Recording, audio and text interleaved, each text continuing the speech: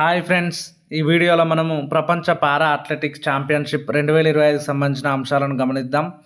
ఈ ప్రపంచ పారా athletics championship 2025 అనేది 12వ ఎడిషన్. ఈ 12వ ఎడిషన్ క్రీడలు ఎక్కడ జరుగుతున్నాయంటే న్యూఢిల్లీలోని జవహర్లాల్ నెహ్రూ స్టేడియంలో జరుగుతున్నాయి.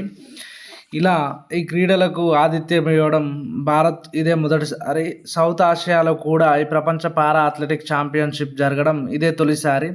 అయితే జవహర్లాల్ నెహ్రూ స్టేడియం విషయానికి వస్తే ఇలాంటి క్రీడలను నిర్వహించడం ఇది మూడోసారి. 1982లో తొలిసారిగా ఆసియన్ గేమ్స్ నిర్వహించింది. అదేవిధంగా 2010లో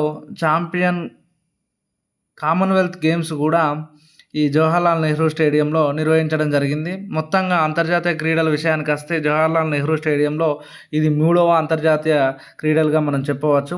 అయితే ఈ 12వ ఎడిషన్కి సంబంధించిన పారా అథ్లెటిక్స్ ఛాంపియన్షిప్ 27 సెప్టెంబర్ 2025 నుంచి 5 అక్టోబర్ 2025 వరకు మొత్తం 9 రోజుల పాటు నిర్వహించడం జరిగింది. అయితే ప్రపంచ పారా అథ్లెటిక్ ఛాంపియన్షిప్ చరిత్రను గమనిస్తే మొట్టమొదటిసారిగా 1994లో ఈ క్రీడలను అయితే నిర్వహించడం జరిగింది. వాటిని జర్మనీలోని బెర్లిన్లో మొదటిసారిగా నిర్వహించారు.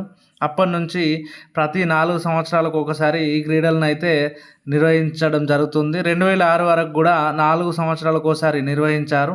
2006 తర్వాత నుంచి ప్రతి 2 సంవత్సరాలకు ఒకసారి ఈ క్రీడలను అయితే నిర్వహిస్తున్నారు. చివరిసారిగా 11వ ఎడిషన్ జపాన్లోని కోబేలో 2024లో నిర్వహించడం జరిగింది.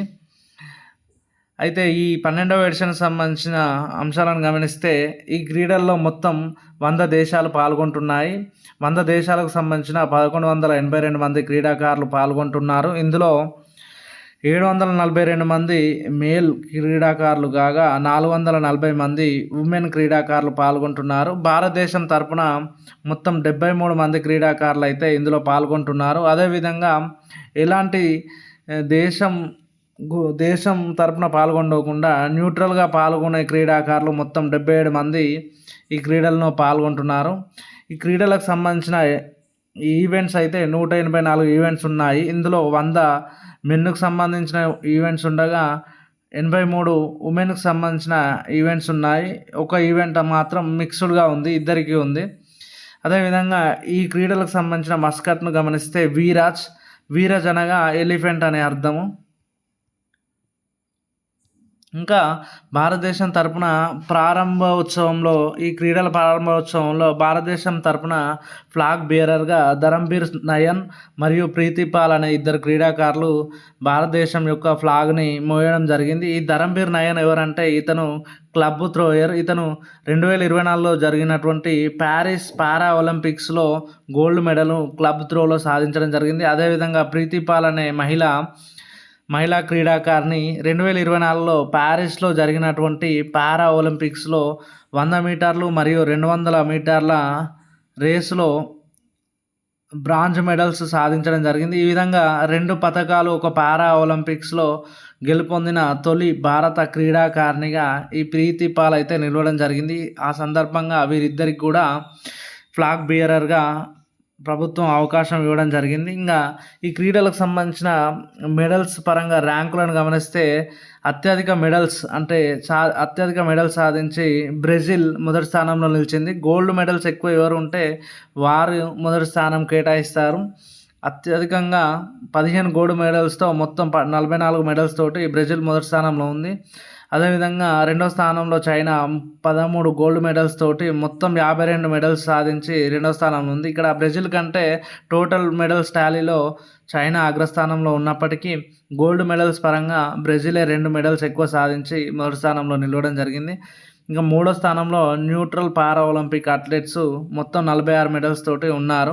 ఇక భారతదేశం విషయానికి వస్తే మొత్తం 22 మెడల్స్ సాధించింది. ఇందులో 6 gold medals, 9 silver medals, 7 bronze medals సాధించడం జరిగింది. అయితే 2024 జపాన్లో జరిగినటువంటి వరల్డ్ పారా అథ్లెటిక్ ఛాంపియన్షిప్లో 17 మెడల్స్ సాధించిన భారత్ ఇప్పుడు 22 సాధించి ఈ క్రీడల్లో తమ అత్యుత్తమ ప్రదర్శనను నమోదు చేయడం జరిగింది. ఇక ఈ మెడల్స్ విషయానికి సంబంధిస్తే భారత్ 6 గోల్డ్ మెడల్స్ సాధించింది. ఆ 6 గోల్డ్ మెడల్స్ ఎవరు సాధించారంటే శైలేష్ కుమార్ హై జంప్ విభాగంలో, రింకు హూడా జావలిన్ త్రో విభాగంలో, సందీప్ సంజయ్ జావలిన్ త్రోలో, సుమిత్ ఆంటిల్ జావలిన్ త్రోలో. ఈ 3 కూడా జావలిన్ త్రో అయినప్పటికీ కూడా ఇవి డిఫరెంట్ విభాగాలు ఉంటాయి. ఇతను F46 విభాగం, ఈ సందీప్ సంజయ్ ఏమో F44 విభాగంలో, ఈ సుమిత్ ఆంటలేమో F64 విభాగంలో గోల్డ్ మెడల్స్ అయితే సాధించడం జరిగింది. ఈ సిమ్రాన్ శర్మ అనే క్రీడాకారిణి 100 మీటర్ల రేస్లో గోల్డ్ మెడల్ సాధించగా, నిషాద్ కుమార్ హై జంప్లో ఈ గోల్డ్ మెడల్ సాధించడం జరిగింది. అయితే ఈ క్రీడలకు ఫ్లాగ్ బియరర్గా ఉన్నటువంటి ధరంబీర్ నయన్ క్లబ్ త్రోలో సిల్వర్ మెడల్ సాధించాడు. అదేవిధంగా ప్రీతిపాల్ పారా ఒలింపిక్స్లో 2 మెడల్స్ సాధించగా, ఈ క్రీడల్లో కూడా 2 మెడల్స్ సాధించడం జరిగింది. 100 మీటర్స్ రేస్ విభాగంలో సిల్వర్ మెడల్ సాధించగా, 200 మీటర్ల రేస్లో ఈమె బ్రాంజ్ మెడల్ సాధించడం జరిగింది. ఇక తెలుగు రాష్ట్రాల విషయానికి వస్తే, తెలంగాణకు చెందినటువంటి దీప్తి చువ్వాంజీ అనే క్రీడాకారిణి 400 మీటర్స్ రన్నింగ్లో సిల్వర్ మెడల్ను సాధించడం జరిగింది. ఇవి ఫ్రెండ్స్ ఈ క్రీడలకు సంబంధించిన విషయాలు. ఈ క్రీడల్లో మొత్తం 22 మెడల్స్ సాధించగా, మేల్ క్రీడాకారులు 16 సాధించగా, ఉమెన్ క్రీడాకారులు 6 మెడల్స్ సాధించడం జరిగింది.